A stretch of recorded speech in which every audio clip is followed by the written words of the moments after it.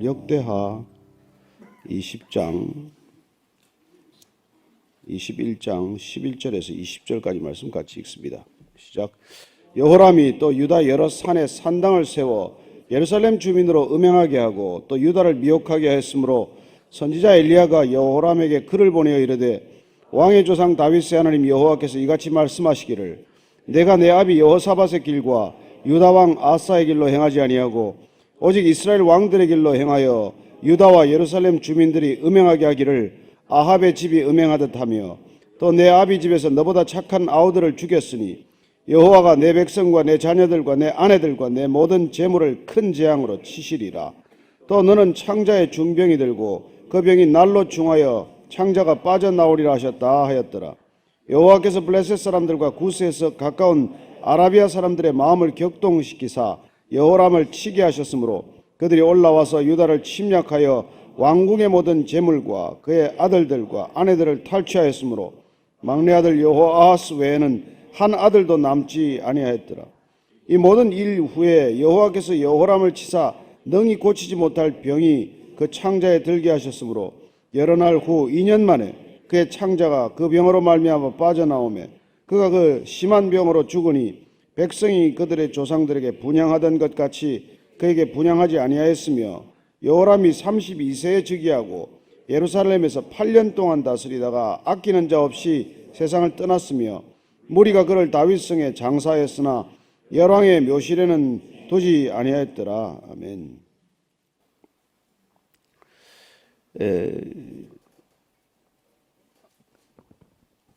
아버지만한 아들이 없다는 말이 있지만 사실은 그렇지 않죠. 늘 부모의 마음은 자녀들이 부모보다 낫기를 기대합니다.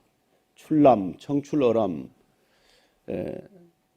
어떻게 보면 자식들이 늘 우리보다 좀 빼어나기를 원하는 것이고 이 세상에 당신보다 그 사람이 훨씬 낫다고 비교할 때 다 마음속에 불편함이 있지만 오직 한 가지 경우 당신 자녀가 당신보다 낫다는 말을 들으면 우리는 그렇게 흥분하지 않습니다. 오히려 마음에 얼마나 큰 기쁨이 있습니까? 근데 안타깝게도 이 여호사밧은 여러 가지 면에서 성군이라는 소리를 들을 만큼 아니 명군이라는 얘기를 들을 만큼 통치나 여러 가지 기반을 잘 닦았음에도 불구하고 오직 자녀들 이 문제가 이렇게 발목을 잡히는 것이 되고 맙니다. 여호람이 즉위하자마자 동생들 6명을 다 죽여버리는 끔찍한 그런 사건을 경험하는 것이죠. 게다가 이 여호람은 또 어떤 일들을 극심히 행하는지를 오늘 기록하고 있습니다. 11절부터 12절까지 다시 한 번 더 읽습니다. 시작.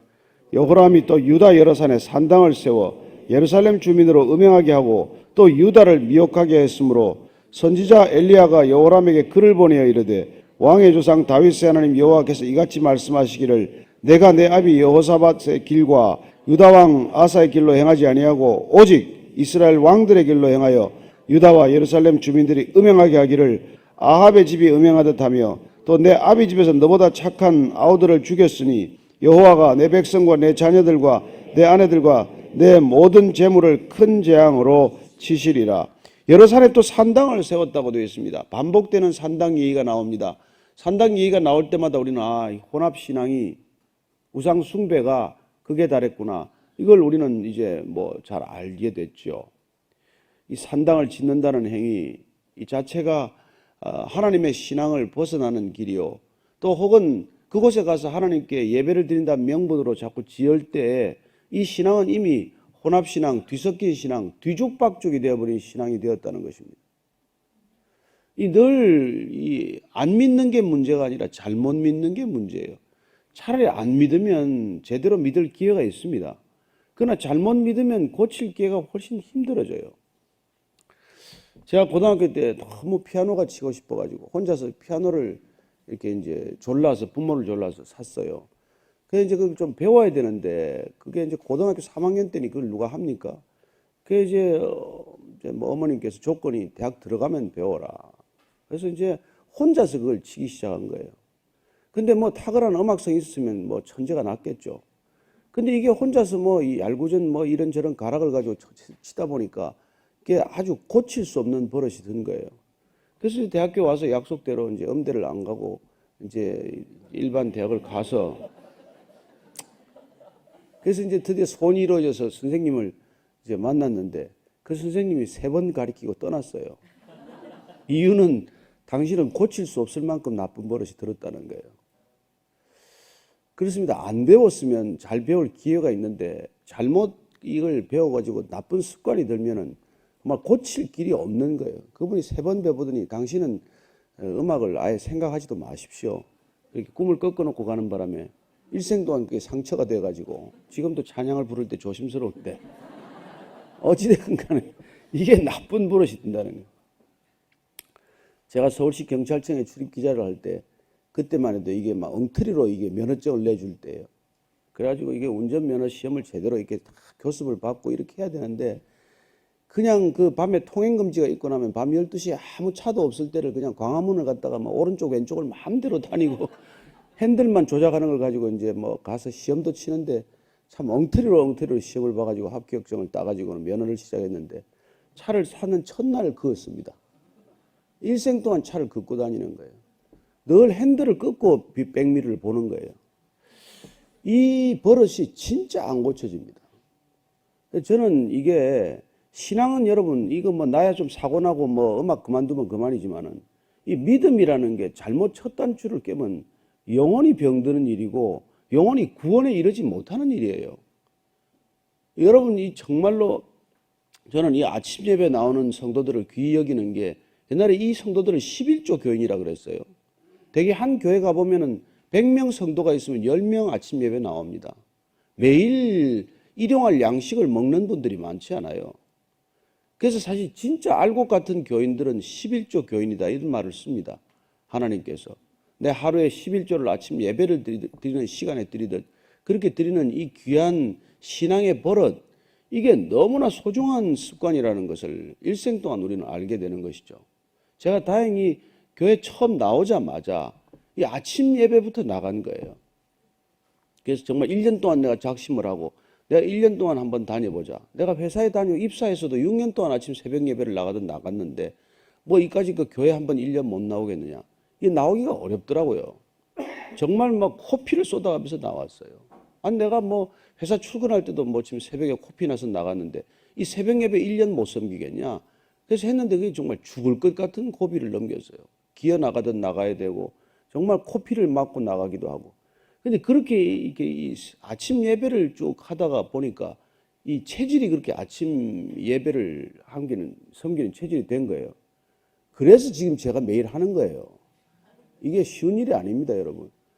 이게 제가 혼자서 뭐 40일 여러분들한테 말도 안 하지만 지금 혼자서 저는 저 혼자 40일 하고 있는 거예요.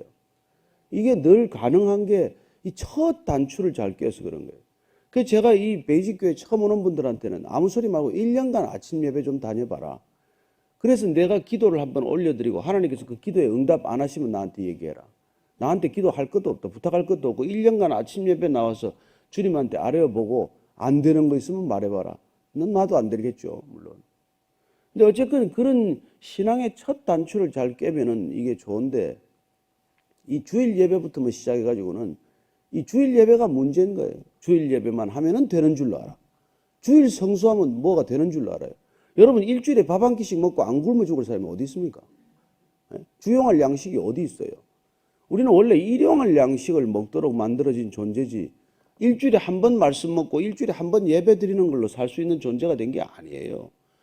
근데 어찌된 건지 이 교회가 무슨 주일 예배 이게 모두 집중이 돼가지고 주일 예배 한 번 잘 드리면 주일 예배 은혜를 잔뜩 받으면 일주일 그걸로 사는 걸로 생각을 해요. 그러니까 일주일 내 살기는 뭐 잘 살아. 맨 죄 짓다 와가지고 기도 대표 기도하면 맨날 죄만 짓다 왔습니다. 죄만 짓다 왔습니다. 이 죄인 용서하소서. 누가 죄만 지으라고 그랬어요. 그러니 우리가 이 마치 일주일에 한 번씩 예배 드리는 게 제가 보는 데는 이 심판 면죄부 판매일이야. 그날 한 번 와서 한 주일간 이 예배 드리면 일주일간 그냥 아무 죄를 짓고 와도 괜찮은 것처럼 만들어 놓은 거예요.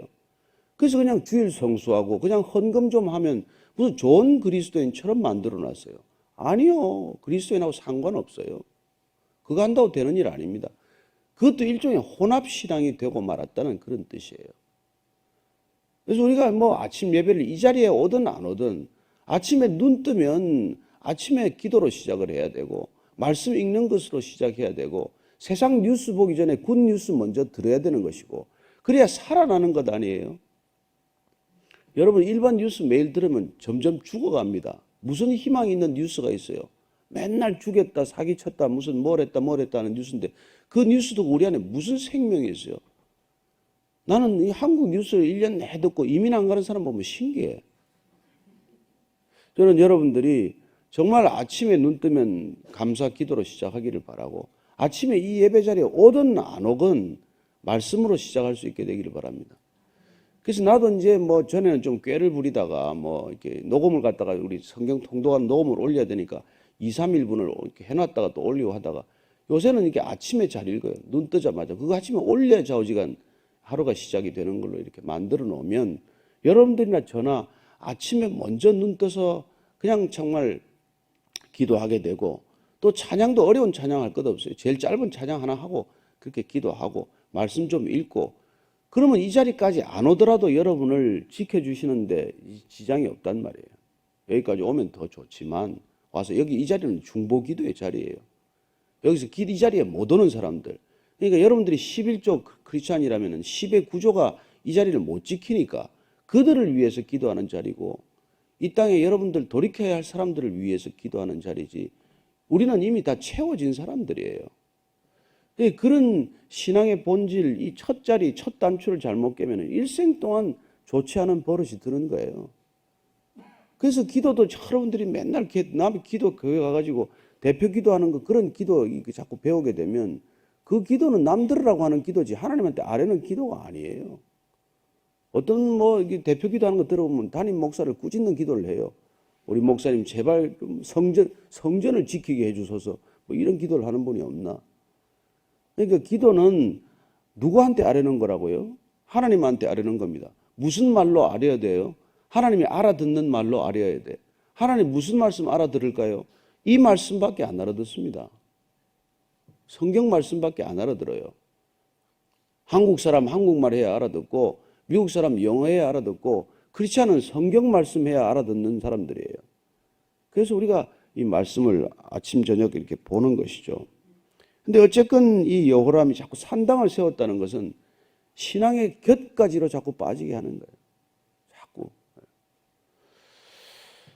저는 이 참 안타까운 일들이 이렇게 오늘날도 일어나고 있다는 거. 여러분 얼마나 지금 교회가 많이 세워진 줄 알아요? 산당 들어서듯이 들어서요. 이단들이 얼마나 교회를 또 사들이는지도 몰라요. 아마 뭐 내년이나 뭐 후명년이나 더 어려워졌으면 어렵지 경제가 좋아지겠어요? 그럼 교회들이 또 나올 거예요. 매물로 나올 거예요 또. 그럼 누가 사겠어요? 제가 볼 때 이단이 사죠. 그래서 산당을 만들어 버리는 거예요. 하나님을 예배한다고 불러놓고는 뭔걸 목사를 예배하게 하고 자기 자신을 예배하게 하는 것이죠.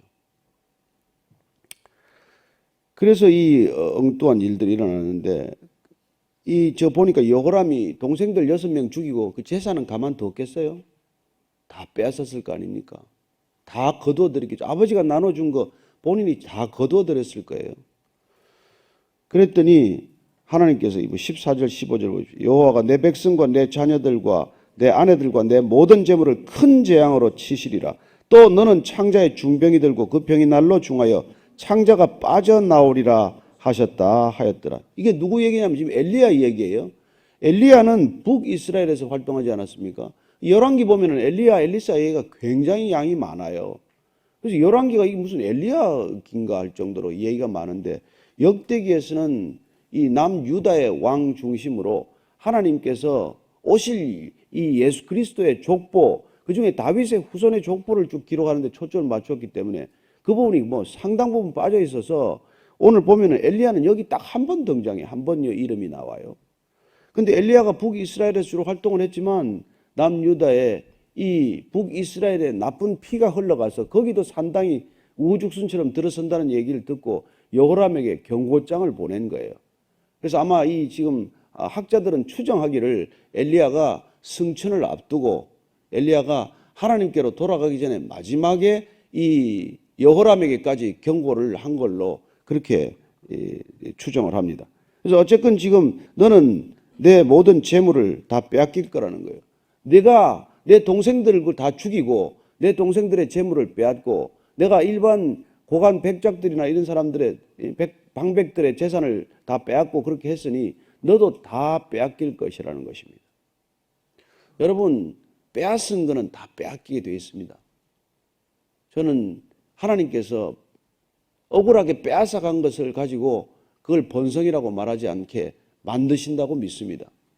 남의 걸 빼앗아간 걸 가슴 아프게 하고 남의 눈에 눈물을 흐르게 하고 남의 눈에 피눈물이 흐르게 한 사람 그걸 가지고 잘 살 수 있겠습니까? 저는 우리 자녀들 교육도 정갈한 재물로 기르게 되기를 바랍니다. 예? 우리 한국에 보면 제일 문제가 뭐냐면 모든 뇌물의 고리는 이 아이들 과외비가 있어요. 과외비. 양심껏 살다가도 애들 과외비가 없어서 뇌물을 받기 시작을 해요. 그래서 여성들이요, 애들 과외를 시키지 마세요. 남편한테 월급 이외 돈을 가져오라고 말하는 거나 마찬가지예요. 월급 가지고는 과외 시키기 어렵습니다. 근데 월급 가지고 과외를 못 시키니까 자꾸 딴 돈을 요구하는 거예요. 그럼 남편들이 밖에 나가서 무슨 돈을 가져오겠어요? 정성스럽게 일한 돈이 아니라 엉뚱한 돈들을 받아오기 시작하는 거예요. 그래서 온 사회가 뇌물 공화국이 된 거예요. 저는 여러분들 여기 앉아있는 누구보다도 뇌물의 구조를 잘 아는 사람이에요. 어떻게 뇌물이 돌아가는지 눈에 다 보여요. 근데 그 뇌물을 안 받는 자리에 있는 게 축복인 줄로 아십시오. 그 뇌물 안 가져오는 남편이 하나님의 길로 가고 있다는 것을 믿으십시오. 돈 못 벌어온다고 타박하지 말고 돈이 없으면 그 규모에 맞춰 살아주는 게 아내 돕는 배필이지 그걸 돕는 배필이 아니라 그걸 착취하는 배필이 되면 어떻게 돼? 안 그래도 월급 전액 자기 구자에 들어가면서 남편이 무슨 돈이 있다고 말이에요. 요새 보니까 남편들은 지하철 타고 다니고 부인들은 다 또 외제차를 타요. 무슨 이런 시대가 되었습니까? 참 통탄할지로다. 난 살 만큼 살았으니 다행이에요. 우리 애들이 불쌍하지. 16절 이하를 읽습니다. 시작. 여호와께서 블레셋 사람들과 구스에서 가까운 아라비아 사람들의 마음을 격동시키사 여호람을 치게 하셨으므로 그들이 올라와서 유다를 침략하여 왕궁의 모든 재물과 그의 아들들과 아내들을 탈취하였으므로 막내 아들 여호아스 외에는 한 아들도 남지 아니하였더라. 지금 엘리야가 예언하기를 너는 재물을 다 빼앗길 것이고 중병이 들어서 창자가 빠져나올 거다. 이런 끔찍한 예언을 들은 거예요. 그럼 정신 차려야 되지 않습니까, 여호람이? 여러분 이런 말을 한번 들으면 그 순간 바싹 돌이켜야죠. 돌이키면 엎드리면 하나님은 그때도 용서하시는 하나님임을 우리는 압니다.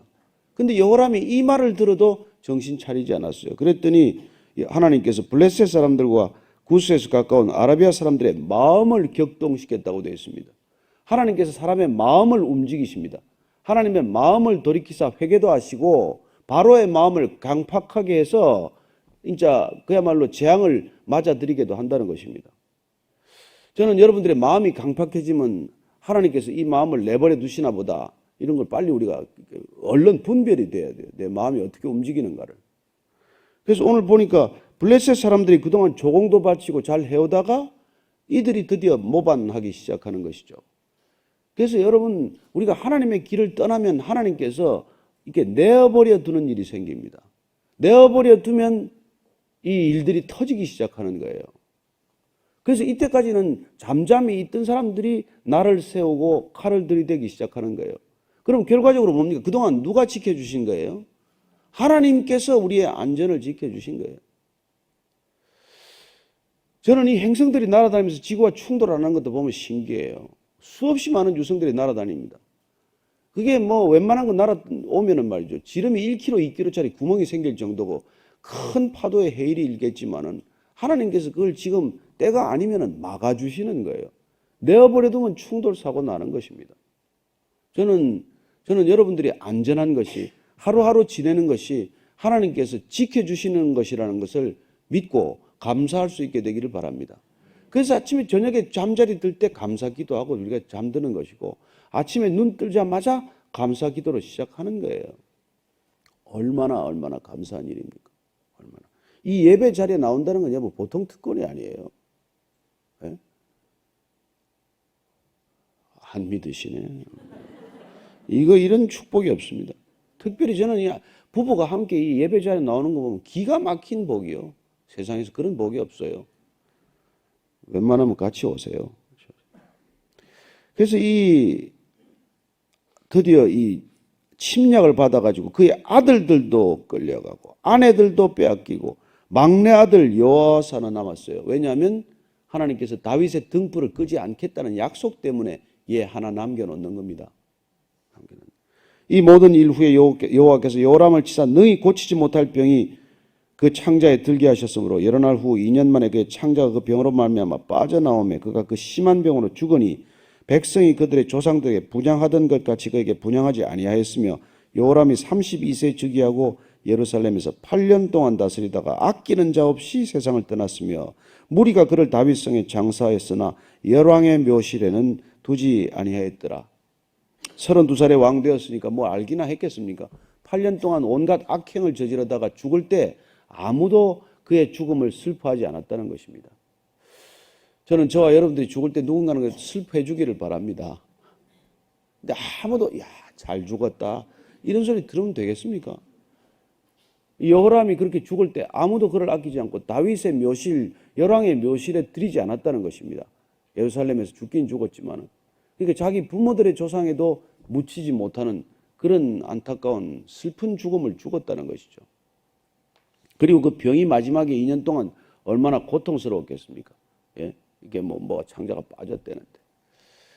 그래서 정말 하나님께서 이렇게 남의 것을 빼앗고 남의 목숨을 빼앗은 사람들에게 그 징벌을 이렇게 가한 걸 보는데, 그러면 우리가 그렇게 안 죽는 사람도 많잖아요. 예? 빼앗아 가지고 떵떵거리고 뭐 눈이 퉁퉁 붓도록 먹고 밤마다 먹고 말이죠. 돈을 써도 아침에 자고 나면 돈이 더 불어나는 그런 사람들이 있잖아요, 실제로. 그럼 그거는 어떻게 된 겁니까? 어떻게 된 겁니까? 여러분 어떻게 생각하세요? 여러분도 그렇게 살고 싶습니까? 여러분 절대로 편치 않은 삶입니다. 제가 그런 사람들을 유심히 보는데 여러분 성한 사람이 없어요. 가정이 골병이 들거나 몸에 우리가 알지 못하는 일이 생겼거나 이미 정신적인 질환을 앓고 있거나, 저는 여러분들이 그런 걸 절대로 부러워하지 않게 되기를 바랍니다. 우리가 기대하는 방식으로 그들이 뭐 처참한 꼴을 안 당하더라도 너무 그걸 바라고 그걸 기대할 거 없습니다. 그대로 내버려 두고 저는 여러분들이 이렇게 살아가는 신앙의 아름다운 자리를 지킬 수 있기를 바라고 그들을 불쌍히 여기고 또 기도할 수 있게 되기를 바랍니다. 하나님, 저들이 돈에 깔려 죽지 않게 도와주소서. 저들이 먹다가 눈이 부어서 눈이 막히지 않게 도와주소서. 그렇게라도 기도해 주는 게 우리의 자리지, 뭐 그들도 뭐 먹다가 뭐 다리가 부러져 죽게 하소서 이렇게 하지 말고, 저는 여러분들이 그냥 좋은 마음으로 나 자신의 신앙을 돌아보는 신앙이 되기를 바랍니다. 그렇습니다. 오늘 주님께서 여호와께서 블레셋의 마음을 격동케 했다는 것을 기억하십시오. 저는 우리가 기도하면 하나님께서 누군가의 마음을 격동케 하실 수도 있다고 믿습니다. 저는 이 땅에 그리스도인들의 기도만이 길을 낸다고 믿습니다. 이 땅에 그리스도인들의 기도만이 새 일을 행하시게 한다고 믿습니다. 우리가 기도하면 기도의 자리에서 새 일을 행하시는 주님을 신뢰하고 오늘도 이 자리에서 주님께 진심의 기도 아뢰드릴 수 있게 되기를 축복합니다. 오늘 기도할 때 다시 정말 여호람 같은 왕이 이 땅 가운데 정말 있지 않게 하소서. 하나님, 저들도 돌이킬 수 있게 도와주소서. 하나님, 저 지도자 한 사람 때문에 얼마나 많은 사람들이 고통받습니까? 얼마나 많은 백성들이 목숨을 잃습니까? 하나님, 이 땅 가운데 아직까지도 그런 두려움 상황들이 있습니다. 하나님, 불쌍히 여겨주시고, 그리고 저희들이 이 자리, 기도의 자리에서 나와서 날마다 중보기도를 올려드리는 까닭은 기도할 수 없는 사람, 어쩌면 병실에 앉아서 기도의 끈이 끊어져 있는 사람, 어쩌면 기도조차 일평생 해본 적이 없는 사람, 그 사람들을 위하여 기도하오니 주님, 저들도 하나님을 알게 하시고 말씀을 듣게 하시고 그 말씀이 내 안에서 생명되는 것을 경험하게 하여 주옵소서. 하나님, 오늘도 사랑하는 자녀들을 가슴에 품고 기도합니다. 주님, 일찍 만날 수 있도록 도와주시고 주님을 따라 바른 길로 행하게 도와주시고 옳은 길 공정한 삶 위에 일생을 주님께로 결단하는 자녀들 되게 하여 주옵소서. 이제는 우리 구주 예수 그리스도의 은혜와 하나님의 사랑과 성령의 기름 부으심이 오늘 말씀을 따라 정말 주님의 경고의 말씀, 경책의 말씀이 임했음에도 불구하고 돌이키지 않는 여호람의 길이 아니라 정말 하나님의 말씀이 임할 때 즉각 돌이켰던 다윗의 길로 가기를 결단한 이 자리에 고개 숙인 모든 믿음의 형제들 자매들 위해 지금부터 영원까지 함께 하시기를 축원하옵나이다. 아멘.